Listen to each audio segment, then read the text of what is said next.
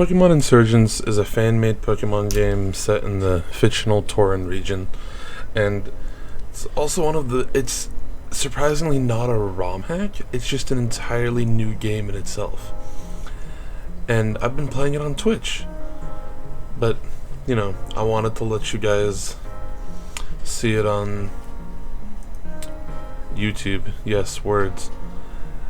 So, basically I'm gonna upload the stream VODs, but edited down and with some voiceover and some occasional me actually voicing in the stream VOD itself. So the basics of Pokemon Insurgence is that the entire region's being plagued with these cults that essentially are taking over and causing mayhem and trouble. And there was this leader figure called an augur who was in charge of everything and was seen as this hero, but about a year before the events of this game disappears.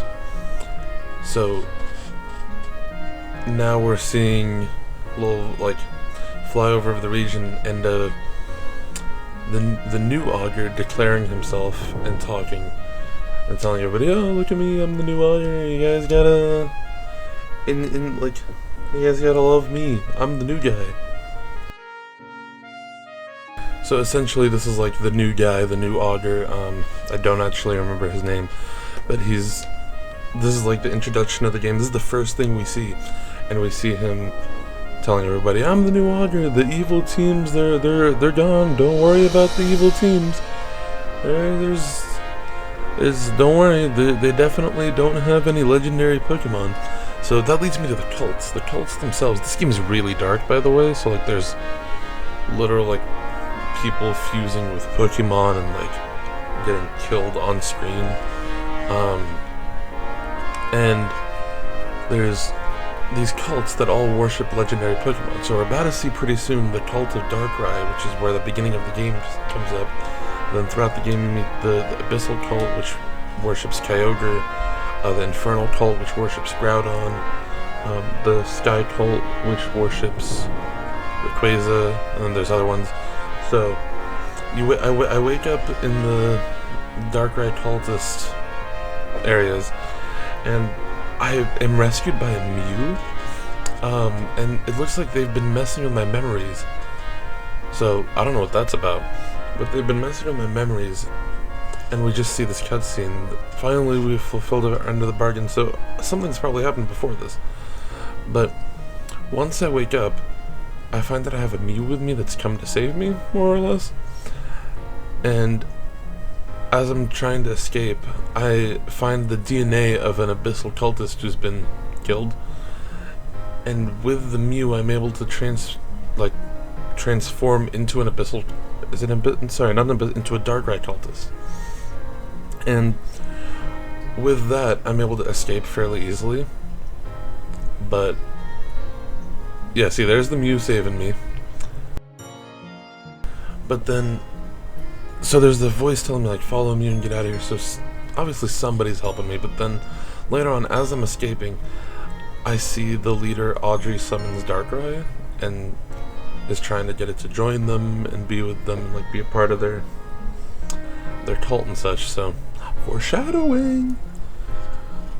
Again, I streamed this on Twitch, so if you want to see it live on Twitch without having to hear my terrible voiceover, because I've never done voiceover before, you should go follow me on Twitch. Once I've escaped from the Darkrai cultists and I've made my way to the local town, we discover there's a trainer there's a professor who's gonna give us some Pokemon. But she actually doesn't have any more normal Pokemon, and what you're seeing on screen right now is what I'm about to talk about.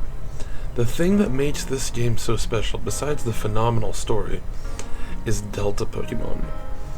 Essentially, the regional variants for the Tauran region that there were the regional variants before Alolan variants and Galarian versions.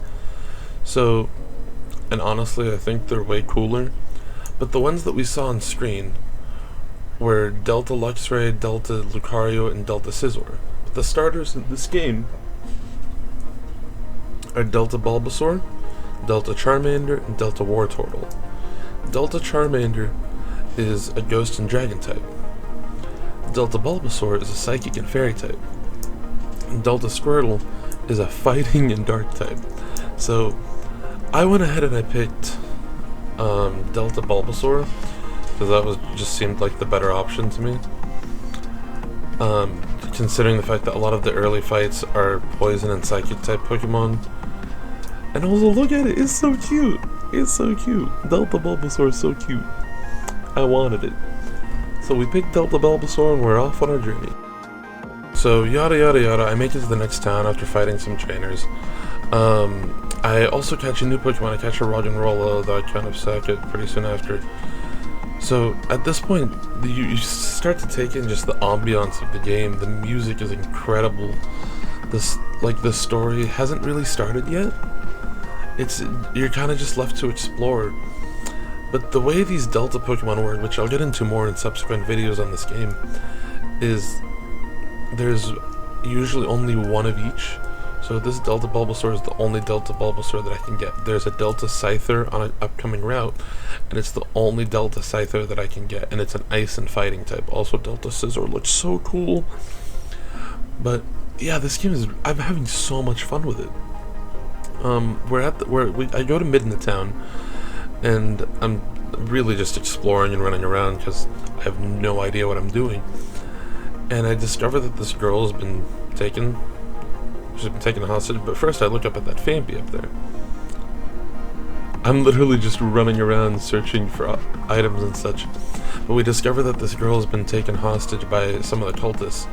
So that cave that's right there, we have to go in and save her. But anyways, guys, if you like this video, make sure to subscribe. And, you know, this recap was pretty short because I played the game for only about an hour on my first playthrough because I didn't have much time. But the subsequent recaps are going to get pretty wild because the game gets pretty wild.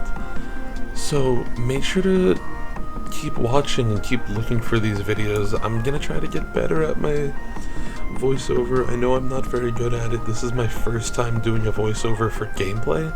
It's a lot easier doing it for a movie. But yeah, have a good day, guys.